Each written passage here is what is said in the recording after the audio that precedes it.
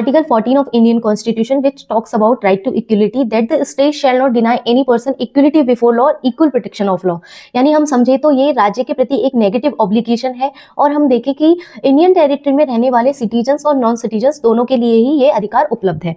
अब यहाँ पर दो तरीके की राइट्स की बात की गई है। इक्वलिटी बिफोर लॉ जो कि ब्रिटिश ओरिजिन का कंसेप्ट है, विधि के समान संरक्षण की यहाँ पर बात की गई है। जैसे आप मान लीजिए कि आप कोई एक कानून तोड़ते हैं, दो टाइप के आदमी हैं, जैसे मान लीजिए कोई नेता है या कोई बड़ा अधिकारी है, या फिर कोई मान लीजिए सेलिब्रिटी है और एक आम आदमी है, तो कोई भी दोनों इनमें से दोनों कोई एक कानून तोड़ता है तो एक समान सजा का प्रावधान उन दोनों के लिए कानून करेगा, ठीक है। तो ये इक्वल होंगे, कोई भी डिस्क्रिमिनेशन इसके आधार पर नहीं किया जाएगा। वहीं हम बात करें इक्वल प्रोटेक्शन ऑफ लॉ यानी कि विधि के समान संरक्षण की, जो कि एक अमेरिकन कॉन्सेप्ट है, एक पॉजिटिव कॉन्सेप्ट है, जिसके अंतर्गत जैसे कि मान लीजिए एक माँ के दो बच्चे हैं, ठीक है, एक 6 महीने का है और एक 4 साल का है, तो दोनों के लिए अलग अलग नीड्स के हिसाब से व्यवहार करना पड़ेगा ना उनकी माँ को। तो ऐसे ही स्टेट जो राज्य है, जो भारत का कानून है, वो दो अलग अलग आधार के व्यक्तियों के लिए अलग अलग प्रकार की सुविधाएं प्रदान करेगा।